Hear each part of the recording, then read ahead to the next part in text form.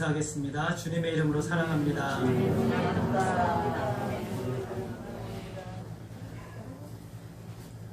오늘은 우리가 성탄절이 아니죠. 성탄절이 아니지만 또 이 귀한 말씀을 살펴보려고 합니다. 제가 아는 분 중에 참 이름이 독특하신 분이 한 분 계신데, 여러분 모르니까 이름은 말해도 괜찮을 것 같아요. 조성탄이라고. 그래서 교회에서 이분 별명이, 지금은 이제 장로님이신데 에브리데이 성탄이라고 항상 우리가 불렀어요. 에브리데이 성탄. 우리들에게는 언제나 성탄이고, 언제나 고난주간이고, 언제나 부활주일인 줄 믿으시기를 바랍니다. 언제나 우리가 이 사실을 늘 깊이 생각하고 살아가야 되죠. 그래서 우리도 조성탄이죠. 매일매일 우리는 성탄입니다. 예수님이 탄생하셨을 때는 누가복음은 정확하게 기록을 하고 있는데, 가이사 아구스도라는 사람입니다. 이 사람의 원래 이름은 옥타비아누스라는 사람인데, 이 사람이 BC 27년부터 AD 12년까지 통치를 했습니다. 그래서 로마 제국이라는, 처음으로 로마 제국을 출범시킨 사람이 바로 이 가이사 아구스도, 다른 데서 어구스투스라고 표현도 하고 옥타비아누스라고 표현합니다. 근데 이때 무슨 일이 있었냐면, 가이사 아구스도가 자기가 통치하는 온 나라, 굉장히 많은 나라죠. 그 나라에 호적을 하라고 명령을 내립니다. 인구조사를 하라는 것이죠. 인구조사를 통해서 얻고자 하는 것은 두 가지입니다. 첫 번째는 세금을 걷어들이기 위한 것이고, 두 번째는 군사로 징집하기 위해서 이 두 가지, 이 명령을 시행하라고 하는 것이죠. 여러분, 이 당시에는 핸드폰도 없고 전화도 없고 인터넷도 안 되고 공관서도 제대로 되어 있지 않기 때문에 호적을 하려면 어떻게 되냐면, 자기가 태어난 고향으로 가야 돼요. 그래서 내가 여기 사람입니다 라고 신고를 해야 되는 것이죠. 굉장히 복잡하고 어려운 일입니다. 그래서 요셉과 마리아도 호적을 하기 위해서 자신의 고향이었던 베들레헴으로 가고 있었던 것이죠. 근데 이때는요, 모든 민족들이 다 움직여요. 그러니까 지금 우리나라의 설 명절, 추석 명절과는 비교가 안 돼요. 그래서 길마다 사람들로 가득 차고, 그리고 여관마다, 집마다 사람들로 꽉꽉 채워져서 정말 그야말로 국세통을 이루는 시기가 바로 이 시기라고 할 수가 있습니다. 나사렛에서 베들레헴까지 거리가 얼마나 되냐면 한 120km 정도 돼요. 좀 먼 거리죠. 더군다나 마리아는 지금 만삭이 되어서 오늘 내일 하고 있는 여자입니다. 여러분, 오늘 내일 하고 있는 여자는 어디에 있어야 됩니까? 병원에 있어야죠. 근데 이 마리아가 배가 남산만 해가지고 지금 120km를 걸어서 가고 있는 그런 상황입니다. 굉장히 불편하죠. 이 부부는 가난한 부부예요. 굉장히 가난하기 때문에 어렵습니다. 이 불편한 역사를 도대체 왜 이런 역사가 일어나고 있는가? 이것은 하나님의 주권과 섭리 가운데 되어지는 일인 것이죠. 미가서 5장 2절의 말씀을 우리 같이 한번 볼까요? 미가서 5장 2절 같이 한번 읽어보겠습니다. 시작. 베들레헴 에브라다야, 너는 유다 족속 중에 작을지라도 이스라엘을 다스릴 자가 내게서 내게로 나올 것이라. 그의 근본은 상고에 영혼에 있느니라. 에브라다는 베들레헴의 옛 지역 이름입니다. 그러니까 베들레헴이나 에브라다나 같은 지역이에요. 그런데 베들레헴 에브라다라고 말하는 것은 하나님께서 미가 선지자를 통해서 이곳이 바로 하나님이 예언하는 곳이 분명하다라는 것을 알리기 위해서 옛 지명과 지금의 지명을 한꺼번에 말해주신 거예요. 그리고 이분은 이스라엘을 다스릴 자이며 상고라는 것은 영원부터 계셨다라는 뜻이에요. 영원부터 계신 분이 이스라엘 다스릴 자가 어디에서 태어나신다고 예언을 하고 있습니까? 베들레헴. 그러니까 요셉과 마리아는 지금 어디로 가서 아기를 낳아야 돼요? 베들레헴. 로마의 황제의 자기의 욕심을 채우기 위해서 이렇게 호적을 명했지만, 그것은 누구의 주권 아래에 있었던 일입니까? 하나님의 주권 아래에 있었던 일이죠. 여러분, 우리가 이 세상에서는 살아갈 때 누가 주인공이고 누가 엑스트라인지 우리가 좀 늘 생각을 해야 돼요. 여러분, 대장금이라는 드라마 혹시 보신 적 있으십니까? 안 보신 분 없죠? 대장금에 보면은 대장금의 주인공이 누굽니까?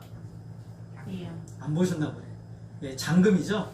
예, 장금이가 주인공이에요. 그런데 궁궐에 보면 왕도 있고 관료 대신도 있고, 그리고 장금이보다 더 높은 지위에 있는 사람들이 굉장히 많아요. 장금이는 지위가 굉장히 낮은 편이죠. 그런데 실제 드라마에서 주인공은 계급이 낮은 장금이죠. 한 번은 중전역에 있었던 여자분이 TV에서 인터뷰하는 얘기를 들었어요. 카메라가 돌아갈 때는 자기는 중전이에요. 근데 카메라가 일단 꺼지면 모든 관심은 다 누구한테 갑니까? 장금이한테 간대요. 그러니까 주인공한테 가는 것이죠. 그러니까 우리가 인간적으로 이 세상을 바라볼 때 마치 그 시대의 주인공은 가이사 아구스도 같아요. 그래서 그가 마음대로 원하는 대로 호적을 명하면 모든 나라 사람들이 다 그 명령에 응해야 되는 그런 절대 주권을 가지고 있는 사람인 것처럼 보여지죠. 이 시대도 마찬가지죠. 미국의 대통령이 주인공인 것 같고 우리나라의 대통령이 주인공인 것 같고 TV에 자주 나오는 국회의원들, 어떤 장관들이 이 세상의 주인공인 것처럼 보입니다. 그러나 실상은 그 모든 사람들은 엑스트라에 불과해요. 하나님은 이 시대에서 진정한 주인공으로서 이 시대의 구속의 역사를 이루시는데 그 구속의 역사를 이루는 이 세상의 중심을 하나님은 하나님의 자녀들로 세워놓고 계시는 거예요. 저와 여러분들이 이 세상의 중심인 거예요. 이스라엘 나라가 이 세상의 중심이 아니라 하나님의 백성들이 이 세상의 중심이 되어 있는 것이죠. 하나님은 그래서 때로는 우리를 연단하시기 위해서 고난도 끌어다가 쓰시고 때로는 우리에게 좋은 상황도 끌어다 쓰시고 이 사람도 끌어다 쓰시고 저 사람도 끌어다 쓰시는 거예요. 여러분 이 사실이 우리에게 얼마나 위로가 되는지 몰라요. 그러니까 우리가 어려움과 고난의 문제에 있다 할지라도 결코 낙심하지 않을 만한 이유는 바로 여기에 있어요. 하나님이 이 세상의 모든 역사를 여러분 잠깐 생각을 해보세요. 이 세상의 모든 역사를 하나님께서 하나님께서 하나님의 백성으로 삼으시는 도구로 사용하고 계시다는 사실이 얼마나 놀랍고 영광스러운 일이에요. 여러분 이 세상은 조종사가 없이 운행되는 비행기가 아니에요. 이 역사를 이끌고 계시는 분은 전능하신 하나님이시며 선하신 하나님이심을 믿으시기를 바랍니다. 갈라디아서 4장 4절에 보면 바울은 이 사실을 이렇게 말하고 있어요. 우리 같이 한번 읽어볼까요? 시작. 때가 참에 하나님이 그 아들을 보내사 여자에게서 자, 때가 참에 이때는 누가 정하는 것입니까? 하나님이 정하시죠. 우리가 정하는 게 아닙니다. 여러분 때는 하나님이 정하세요. 하나님은 급하지도 않으시고 느리지도 않으세요. 정확한 때는 하나님께 있어요. 조급한 건 우리일 뿐이죠. 세상을 지배하던 로마의 통치자가 자신의 속국에게 세금을 거둬들이게 하기 위해서 명한 인구조사는 하나님께서 그 아들 예수 그리스도를 성경의 예언대로 베들레헴에서 탄생하도록 하시기 위한 하나님의 계획이었어요. 아기 예수님을 위해서 황제가 존재했던 것이고 요셉과 마리아는 힘든 그 120km의 거리를 걸어야만 했던 것이죠. 빈방이 없어서 고통 가운데 아기를 낳을 수밖에 없는 상황이 된 것이죠. 지금처럼 병원이나 그리고 의사들의 실력이 좋던 시기가 아닙니다. 여러분 이 당시에는요 자식을 10명을 낳잖아요. 그러면 5명은 죽어나가는 시기였어요. 제대로 아기를 낳기가 힘든 시기죠. 아기가 태어나면서 죽는 경우도 있고 심지어는 산모가 엄마가 죽는 경우도 많이 있었습니다. 제가 한번 여러분들에게 물어보겠습니다. 마리아는 아기를 낳을 수 있을까요? 없을까요? 마리아는 아기를 잘 낳을 수 있을까요? 없을까요? 잘 낳을 수 있습니다. 어떻게 아십니까? 예. 우리는 다 알고 있잖아요. 그죠? 더 중요한 거는 마리아와 요셉은 어떤 마음을 가지고 있었을까요? 우리 아기를 잘 낳을 수 있을까? 우리 아이가 혹시 문제가 생기지 않을까? 마리아는 문제가 생기지 않을까? 그런 고민이 있었을까요? 없었을까요? 그럼에도 불구하고 이 아기는 잘 태어날까요? 잘 태어나지 못할까요? 그 이유가 무엇입니까? 하나님. 예, 따라하겠습니다. 하나님의 약속. 하나님의 약속이에요. 하나님이 그렇게 약속하셨기 때문에 이 아이는 아주 최악의 상황에서도 반드시 태어날 거예요. 그게 중요한 거예요. 하나님이 가브리엘 천사를 마리아에게 보내셔서 아기가 태어날 것이라고 말씀하셨어요. 이 아기는 하나님의 아들이며 온 인류를 구원할 구원자라고 말씀하셨죠. 그리고 이렇게 말씀을 선포합니다. 우리 한번 따라할까요? 대저 하나님의 모든 말씀은 능하지 못하심이 없느니라. 여러분 이 말씀을 믿으시기를 바랍니다. 하나님의 모든 말씀은 그것이 바로 현실이에요. 그러므로 하나님이 약속하셨다면 그것은 이루어지는 거예요. 마리아의 남편 요셉도 마리아가 임신했다는 소식을 들었어요. 그런데 마리아를 위해서 조용히 끊고자 했어요. 마리아를 너무 사랑했거든요. 생명만은 살리고자 했습니다. 그때 천사가 꿈속에 나타나서 마리아 아내를 데려오기를 무서워하지 말라고 하며 그에게 잉태된 자는 성령으로 잉태된 것이라고 알려주십니다. 그리고 마태복음 1장 21절에서 우리 같이 한번 읽겠습니다. 시작. 아들을 낳으리니 이름을 예수라 하라. 이는 그가 자기 백성을 그들의 죄에서 구원할 자이심이라 하니라. 자, 남편에게도 하나님이 주신 약속은 무엇입니까? 아들을 어떻게 한다고요? 낳을 것이다. 아들이 태어날 것이다 라고 약속을 주고 있습니다. 10명 중에 5명의 아이가 평균적으로 죽어나가는 시대에 더군다나 이 어려운 시기, 굉장히 어려운 시기에 이 아기는 어떻게 된다는 겁니까? 반드시 태어난다는 것이죠.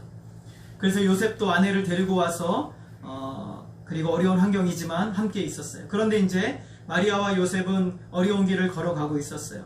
환경은 너무 좋지 않아요. 빈 방도 없어요. 두 사람이 돈이 있었다면 웃돈을 주고서라도 방을 하나 구해서 들어가서 아기를 낳을 수 있었을 것인데 이 두 사람은 너무너무 가난해요. 너무너무 가난해요. 결국 마구간에서 마리아는 아기를 출산합니다. 그리고 아기를 말 구유에 누여야 했습니다.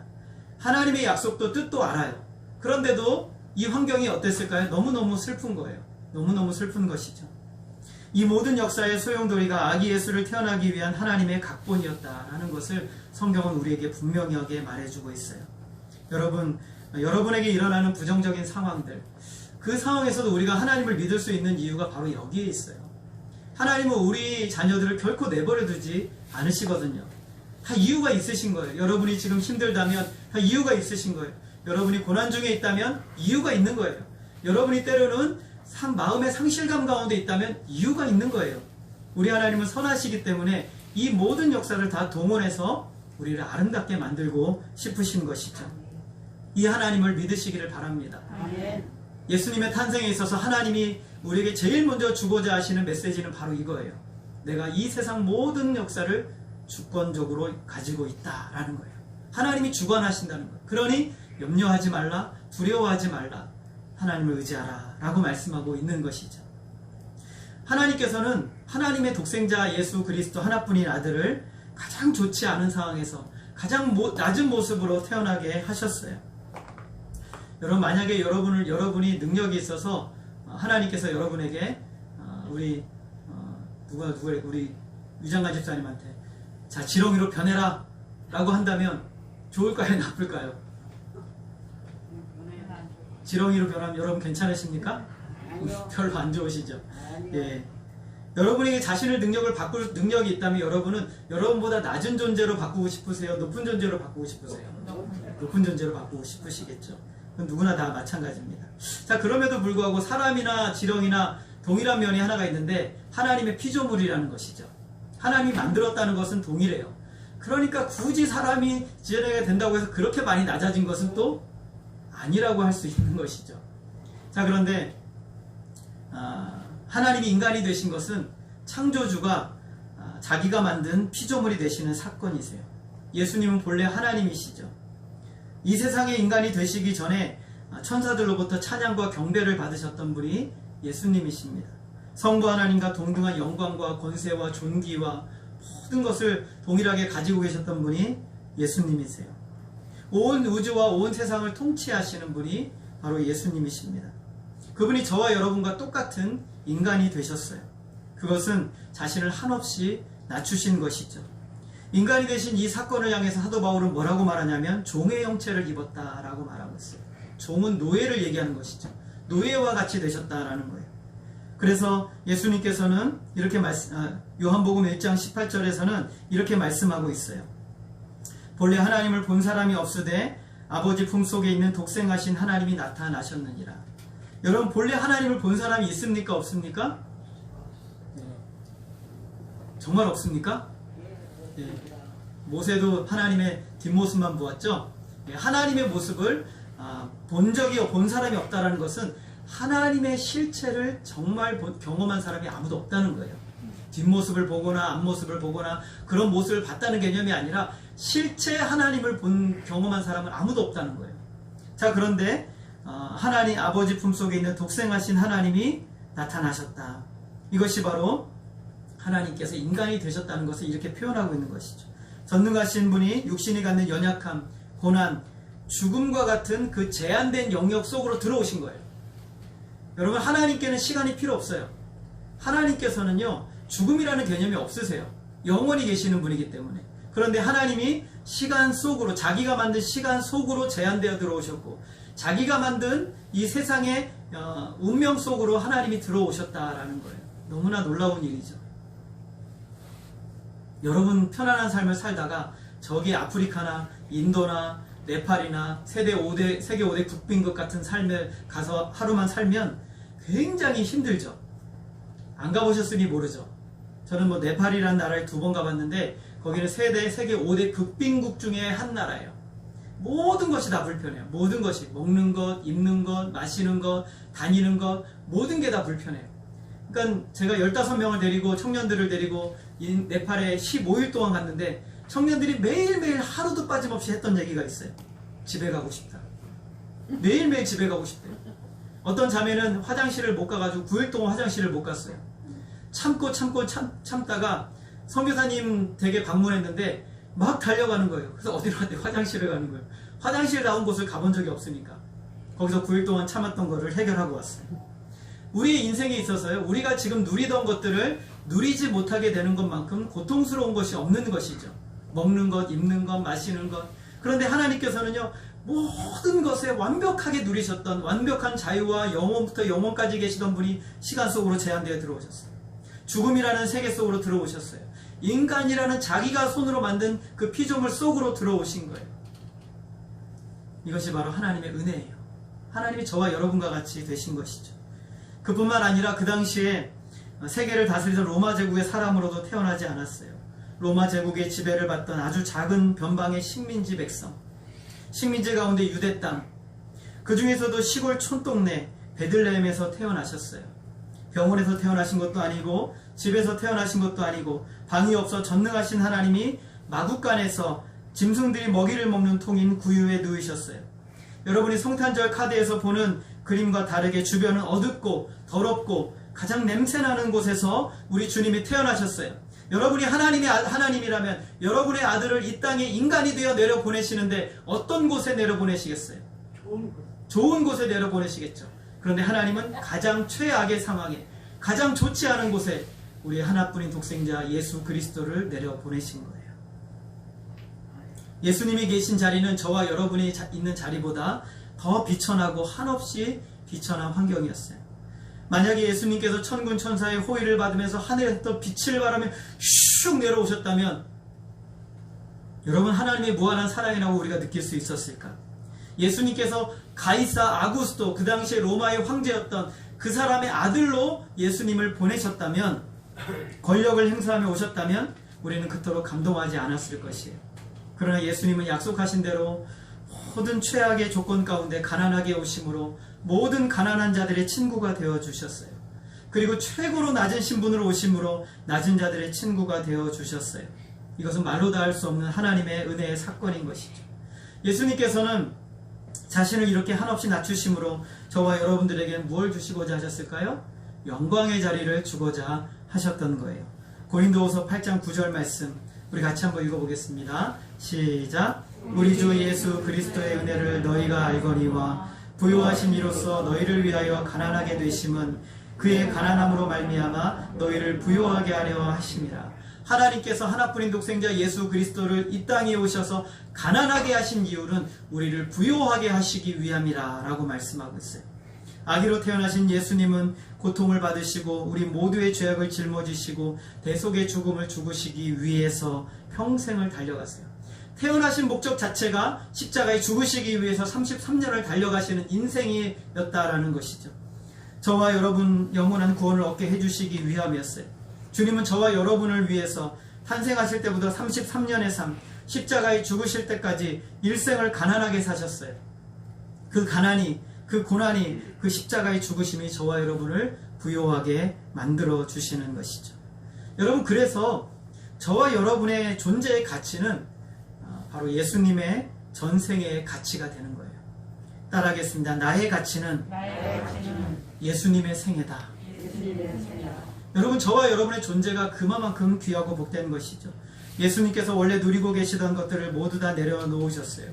심지어 사람들이요, 예수님이 하나님의 아들이라는 것을 도무지 알 수 없을 정도로 철저하게 자신을 낮추셨어요. 그 이유는 예수님이 누리던 그 영광을 저와 여러분에게 그대로 안겨주시고자 하심이었어요. 히브리서 4장 15절을 말씀 보면 우리 같이 한번 읽겠습니다. 시작. 우리에게 있는 대제사장은 우리의 연약함을 동정하지 못하실 리가 아니요 모든 일에 우리와 똑같이 시험을 받으시미로되 죄는 없으시니라. 우리 주님은 저보다 또 여러분보다 더 비천하고 낮아진 상황의 고난의 극치를 경험하셨어요. 지식으로 아는 것이 아니에요. 여러분, 어떤 사람들은 지식으로는 굉장히 많이 알아요. 그러나 실제로는 잘 모르는 사람들이 너무 많아요. 말만 잘하는 사람들, 지식만 있는 사람들, 굉장히 위험한 사람이죠. 그러나 실제적으로 아픔이 있고 고통이 있고 질병의 슬픔의 경험을 받고 죽음의 가장자리까지 가보았고 인생의 수많은 아픔을 경험해본 한 사람의 한마디 말은 다른 사람의 영혼을 살리는 놀라운 은혜의 역사가 일어나요. 우리의 인생의 경험이 그만큼 중요한 거예요. 그래서 하나님께서는 우리의 고통과 고난의 현장에서 직접 모든 것을 경험하도록 예수님을 아끼지 않으시고 그 고난의 현장으로 그대로 내어 던지신 거예요.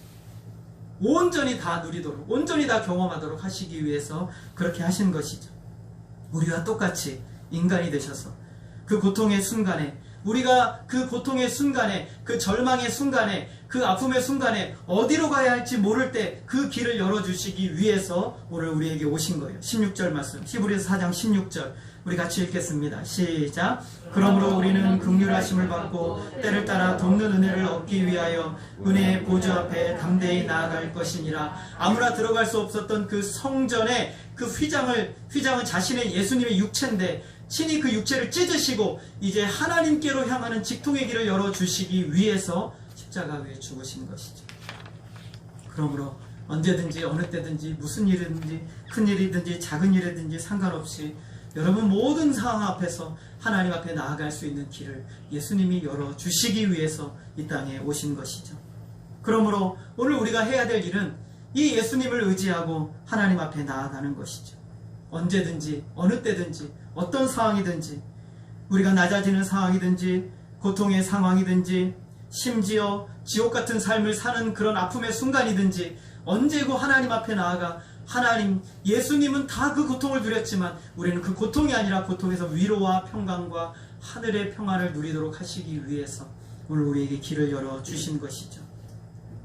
그러므로 오늘 주님께서 낮아지시고 고통받으신 것은 우리로 하여금 평탄의 길, 영원한 대로의 길을 열어주시기 위함이었다는 사실을 여러분 꼭 기억하시기를 부탁드립니다. 그러므로 언제든지 어느 때든지 우리가 가야 할 길은 바로 예수님 품이라는 사실을 꼭 기억하시고 주님께로 나아가시기를 부탁드립니다. 아멘. 예수님의 탄생에 있어서 누가복음은 다른 복음서들이 기록하지 않는 그런 사건을 우리에게 알려줍니다. 예수님이 탄생하셨을 때 그 지역의 목자들이 밤에 밖에서 자기 양떼를 치고 있었어요. 목자들은 한 지역에 머무를 수 없습니다. 양들에게 풀을 다 먹이면 풀이 없잖아요. 그러면 지역을 또 이동해서 가야만 되는 것이죠. 목자들은 양떼를 치느라고 밤에 제대로 잠을 못 잡니다. 설잠을 자게 되는 것이죠. 그런데 그때 갑자기 주의 사자가 그들 곁에 서고 주의 영광이 그들을 두루 비춥니다. 칠흑 같은 어두움이 갑자기 너무나 밝은 빛으로 바뀌고 그들 곁에 주님의 천사, 아마 가브리엘이겠죠. 천사가 그들 앞에 서 있는 것이죠. 너무나 놀랍고 무서운 일이죠. 천사는 그들에게 무서워하지 말라고 하며 내가 너희에게 큰 기쁨의 소식을 전한다라고 말합니다. 천사들은 그러면서 11절 우리 같이 한번 읽어볼까요? 시작. 오늘 다윗의 동네에 너희를 위하여 구주가 나셨으니 곧 그리스도 주시니라. 그들을 구원하실 구세주가 오늘 태어났다라고 말합니다. 오늘 이 밤에 태어났다는 것이죠. 그리고 그 구주는 누구를 위한 구주라고 말합니까? 너희를 위한 구주. 다른 사람의 이야기가 아니라 예수님의 탄생은 바로 저와 여러분 나를 위한 사건이었다라고 말씀하고 있어요. 천사는 이 구주의 탄생은 바로 너희를 위한 구주다라고 말씀하고 있는 것이죠. 가이사 아구스토가 출생했을 때 사람들은 그를 구세주라고 부르면서 축하했다라고 합니다. 구원자라고 했죠. 아구스토의 출생은 가장 먼저 로마의 원로원과 다른 귀족들에게 공포되었습니다. 그래서 너무나 기쁘고 너무나 복된 소식으로 알려졌다고 합니다. 그러나 예수님의 탄생의 소식의 가장 첫 번째 소식은 누구에게 들려졌습니까? 가장 비천한 목자들에게 들려진 것이죠. 이 당시에 목자들은 다른 나라 사람들로서 도시에 들어오는 것이 허용이 안 되었다라고 합니다. 목자들은 떠돌아다니기 때문에 그 지역의 민가에 내려가서 도둑질을 하기도 하고 여러 가지 안 좋은 일을 하기도 해서 굉장히 천한 사람으로 신뢰도 받지 못했다고 합니다. 천사는 목자들에게 구세주의 탄생을 알립니다. 비천한 자들, 인정받지 못하는 사람들에게 하나님은 제일 먼저 예수님의 탄생을 알리시죠. 그러면서 그 증거가 무엇이냐면, 비천한 자들에게 말하는 그 증거가 무엇이냐면 바로 말 구유에 누워있는 아기라고 말씀하고 있어요. 여러분, 이 목자들이요, 예수님의 탄생을 소식을 듣고 그 소식을 들으러 가는데 그 아기가 가이사 아고수도의 집에서 태어났다라고 하면 목자들은 그 아기를 볼 수 있었을까요? 네. 예를 들어서 아주 유명한, 굉장히 인정받고 존경받는 사람 집에 태어났다고 하면 목자들은 아기를 볼 수 있었을까요? 네, 볼 수 없었겠죠. 그러나 말 구유에 누워진 아기는 어떻습니까? 누구라도, 어느 누구라도 원한다면 그 아기를 볼 수 있고 만날 수 있는 것이죠. 세상의 구주는 말 구유에 누우셨습니다. 말 구유에 누워서 얼마든지 누구든지 어느 누구든지 비천한 자이든지 가난한 자이든지 절망 가운데 있는 자이든지 누구든지 그 아기의 탄생을 볼 수 있도록 그 아기는 말 구유에 누우셨습니다. 천사들의 이런 반응을 보고 이 목자들은 마리아가 보인 반응과 같이 똑같이 비슷하게 반응을 보이고 있어요. 그들은 하나님의 성취하신 것을 보기 위해 빨리 내려갑니다. 양들을 다 남겨두고 목자들은 빨리 뛰어갑니다. 그리고 베들레헴 곳곳을 다 뒤졌어요. 그런데 베들레헴 곳곳을 다 뒤졌는데 그날 태어난 아기는 있는데 말 구유에 태어난 아기는 누구밖에 없을까요? 예수님밖에 없는 거예요. 그래서 누구라도 찾을 수 있는 길을 하나님께서 열어주신 것이죠. 목자들은 너무나 초라하고 냄새나고 어두운 곳에 조용히 누워있는 아기를 보면서 아, 이분이 구세주이구나, 이분이 바로 우리를 구원할 분이시구나 라고 하며 하나님을 찬양하며 돌아갑니다. 이제 우리는 또 다른 얘기를 한번 해보려고 합니다. 똑같이 예수님의 탄생을 들었던 사람들이 있었습니다. 그 사람이 누구냐면 헤롯이죠. 유대를 지도하던 분봉왕이었어요. 헤롯은 예수님의 탄생 이야기를 듣고 어떻게 했습니까? 예수님을 죽이려고 했죠. 또 들은 사람들이 있었어요. 대제사장들과 서기관들이죠. 동방박사들이 묻습니다. 아니, 예수님이 우리의 메시아가 어디서 태어날 것입니까? 라고 묻자 그들은 정확하게 미가서 말씀을 인용하면서 바로 베들레헴이다 라고 알려주고 있어요. 그러나 중요한 사실을 성경을 알려주고 있습니다. 마태복음에 보면 그들은 예수님을 찾으러 갔습니까? 안 갔습니까? 안 갔어요. 그들은 예수님을 찾으러 가지 않았어요. 왜 찾으러 가지 않았습니까? 구세주가 그들에게 필요가 없거든요. 그들은 구세주가 필요가 없습니다. 그들에게 구원자가 필요가 없어요. 그들은 이미 기득권을 누리고 있고 평안한 삶을 누리고 있고 마음껏 자기가 원하는 대로 삶을 살고 있었어요. 인정받고 모든 것을 얻을 수 있는 상황입니다. 실제로 그들이 예수님을 만났지만 그들은 예수님을 찬양하지도 않아요. 오히려 예수님의 공생의 사역 기간 동안에 그들은 예수님을 어떻게 생각합니까? 자신의 권리를 빼앗을 자로 생각을 합니다. 그래서 결국에는 예수님을 어떻게 해요? 십자가로 몰아가고 죽게 만듭니다. 그들에게는 구원자가 필요가 없었던 것이죠. 이제 우리의 이야기를 해봅시다. 여러분, 우리는 어떻습니까? 여러분, 예수님이 필요하십니까? 여러분에게 예수님이 꼭 필요하십니까? 아기 예수님이 꼭 오셔야만 했을까요? 세상적인 것들이 얼마든지 우리에게 힘이 되고 기쁨이 되고 소망이 되고 돈이 많으면 믿음도 하나님도 필요 없는 이 시기에 여러분, 예수님이 여러분에게 필요하십니까? 예수님을 잘 믿으면 지금까지 내가 누리던 기쁨을 다 빼앗아 가고 나를 고통스럽게 하고 불편하게 생각한다고 하는 교인들이, 성도들이 얼마나 많이 있습니까? 내가 예수님을 너무 잘 믿으면 나는 모든 것을 다 빼앗길 거라고 착각하는 그런 분들이 얼마나 많이 있습니까? 여러분, 하나님은 여러분의 좋은 것을 빼앗아 가시는 분이십니까? 그렇게 믿으십니까? 아니요. 우리가 믿는 하나님은 우리에게 것을 빼앗으시는 분이십니까? 지금도 예수님은 우리에게 불편하게 다가오시는 분은 아닙니까? 우리 하나님은 선하십니다. 하나뿐인 독생자 예수 그리스도를 자신이 만든 피조물로 태어나게 하시고, 그것도 높은 자리도 아니고 비천하고 냄새나고 가장 더러운 곳에서 아기 예수를, 자기의 하나뿐인 독생자를 그곳에 태어나게 하심으로 누구라도 보고 누구라도 만날 수 있게 태어나게 하신 우리 하나님은 선하신 하나님이십니다. 오늘 그 하나님을 우리가 믿는다는 것은 우리의 것을 빼앗기는 것도 아니고, 우리의 것을 잃어버리는 것도 아니고, 우리의 것이 없어지는 것도 아니고, 하나님이 준비하신 영원한 하나님 나라를 우리에게 주고자 하시는 하나님의 선하신 뜻이 있는 것이죠. 여러분, 예수님은 우리에게 필요하십니까? 여러분, 정말 예수님이 필요하십니까? 아멘. 오늘 여러분 기도하는 가운데, 예배드리는 가운데 예수님은 오늘도 우리에게 필요하십니까? 아멘. 예수님은 이렇게 말씀하십니다. 천국은 침노하는 자의 것이라고 말씀합니다. 침노하는 것은 수단과 방법을 가리지 않고 그것을 얻고자 하는 마음인 것입니다. 여러분, 천국은 예수 그리스도입니다. 예수 그리스도를 얻기 위해서 수단과 방법을 가리지 않는 것이 진짜 믿음인 것이죠. 오늘 주님은 그 믿음을 우리에게 요구하십니다. 왜 우리가 풍성한 하나님의 은혜를 누리지 못합니까? 왜 우리가 성령이 충만한 은혜를 누리지 못합니까? 오늘 우리는 하나님의 은혜만을 간절히 사모하지 않기 때문에 그러는 거예요. 이 세상에서 우리는 너무 많이 가지고 있고 너무 많이 누리고 있고 우리는 너무 많이 편안하기 때문에 영적인 절박감이 우리 속에는 없어져 버렸어요. 예수님이 필요가 없습니다. 이 당시에 대제사장들처럼, 이 당시에 서기관들처럼, 이 당시에 권력자들처럼 예수님이 오셔도 거들떠보지도 않을 정도로 그들에게는 이미 충분한 필요가 있었던 것이죠. 오늘 우리는 어떠합니까? 성경은 이렇게 말합니다.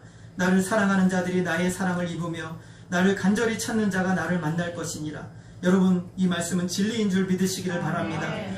하나님이 나를 사랑하는 자들이 하나님의 사랑을 입을 것이고, 하나님을 간절히 찾는 자는 하나님이 어떻게 해주신다고 하십니까? 만나주시겠다고 약속하고 있습니다. 여러분, 하나님을 간절히 찾는 자가 하나님을 만날 줄 믿으시기를 바랍니다. 천사는 목자들에게 말합니다. 오늘 다윗의 동네에 너희를 위하여 구주가 나셨느니라. 이 구주는 다른 사람의 구주가 아니라 바로 저와 여러분의 구주인 것입니다. 오늘 그분은 나의 구주가 되기 위해서 2000년 전에 이 땅에 아기 예수로 그 구유에 누이신 것이죠. 나의 구주가 되어 오신 것입니다. 그리고 이 세상에서 아무리 보려고 해도 볼 수 없는 영원한 나라, 영생을 우리에게 주시기 위해서 자신의 온 삶을 다하여 주셨습니다. 오늘 저와 여러분에게는 매일매일 매순간 예수님이 필요합니다. 다른 그 무엇보다 매일매일 예수님이 필요해요. 숨겨진 부활을 발견하고 자신의 온 재산을 다 팔아 부활가 숨겨진 땅을 샀던 무명의 사람처럼 오늘 우리는 예수 그리스도를 사야 합니다. 예수 그리스도를 붙들어야 하는 것이죠. 그것이 우리가 사는 길이며, 그것이 오늘 우리가 영생을 누리는 비결이며, 그것이 바로 영적인 충만을 누리는 비결인 것입니다. 이제 여러분 꼭 기억하십시오. 예수님에 대한 이 세상의 첫 번째 상황은 구유에 누이신 초라한 장면이었지만 그것이 예수님의 마지막 그림은 아닌 것이죠. 말구에 누인 이 작고 연약한 아기는 자라서 놀라운 인생을 사셨고, 죄인들을 위해 십자가에 죽으셨으며 부활하시고 하늘로 승천하셔서 하나님 보좌 우편에 앉으시고 지금은 성령과 말씀으로 이 세상을 다스리시며 왕중의 왕으로 모든 세상의 심판주로 반드시 다시 오실 것이에요. 말구유에 누였던 작고 초라한 아기 예수가 이제는 완전한 심판주가 되어 오시는 그날 사람들은 다 알게 될 것입니다. 이 아기 예수가 하나님이셨구나. 이 아기 예수가 나에게 절대적으로 필요한 구세주였구나 라는 것을 그때 깨닫게 될 것입니다. 오늘 우리가 이 사실을 안다는 것이 얼마나 복된 일입니까? 하나님의 은혜로 우리가 예수님을 붙들고 살았던 것이 얼마나 복되고 놀라운 일이었는지를 깨닫게 될 것입니다. 오늘 이제 우리의 삶에 남은 것은 무엇입니까? 여러분, 하나님께서 주권적으로 이 세상 역사를 주관하고 계심을 믿으시기를 바랍니다. 하나뿐인 독생자 예수 그리스도를 낮고 천한 그 모습으로 보내신 것은 바로 나를 위함이었음을 믿으시기를 바랍니다. 오늘 천사가 하늘에는 영광이요 땅에는 기뻐하심을 입은 자들에게 평화로다 라고 말했던 것처럼 오늘 우리로 하여금 하나님을 찬송하는 인생이 되도록 하시기 위해서 우리에게 오신 것입니다. 오직 하나님을 붙들고 믿음으로 오늘을 사시고 초라한 나를 그대로 버려두지 않으시고 나의 비천하고 절망적인 상황을 그대로 버려두지 않으시고 바로 나의 모습으로, 나의 비천함으로, 나의 좌절과 절망한 그 상황으로 그대로 들어오셔서 그를 잡고 끌어올리셔서 영생의 나라로 이끌어주신 하나님의 은혜, 그 은혜를 붙드시고 매일매일 믿음으로 살아가시며 이 주님 앞에 더 나아가시는 저와 여러분 되어지기를 주님의 이름으로 소원합니다. 기도하겠습니다. 하나님 아버지, 영광스러운 주님의 탄생 앞에서 우리가 주님 앞에 섭니다. 아무도 관심이 없고 아무도 바라보지 않는 그 초라한 마국간, 그 구유에 누이신 전능하신 하나님의 아들을 우리가 봅니다. 아무도 관심이 없었지만 하나님은 천사에게, 가장 비천한 자에게 그 소식을 알리시고 하나님을 찬송하게 하시는 하나님의 놀라운 은혜의 현장들을 우리가 보게 됩니다. 하나님, 우리에게는 이 예수가 필요합니다. 날마다 예수 그리스도 안에서 살아가는 감격과 소망 가운데 살아갈 수 있도록 오늘 우리에게 더 큰 은혜를 베풀어 주옵소서. 날마다 예수님으로 충만하며 그리스도 안에서 믿음으로 살아가는 우리의 인생이 되게 하여 주옵소서. 낮고 천한 우리를 찾아오셔서 우리에게 놀라운 생명 주신 하나님의 은혜를 붙들고 믿음으로 나아갈 수 있도록 역사하여 주옵소서. 주님, 이제 우리의 모든 삶이 하나님의 손에 달려있음을 믿습니다. 아버지 하나님, 주님 주신 은혜, 2000년 전에 베풀어 주신 그 은혜가 오늘 우리에게 더욱 충만하여 더 놀랍도록 역사하는 은혜로 드려질 수 있도록 인도하여 주옵소서. 하나님 홀로 영광 받아 주시기를 원하오며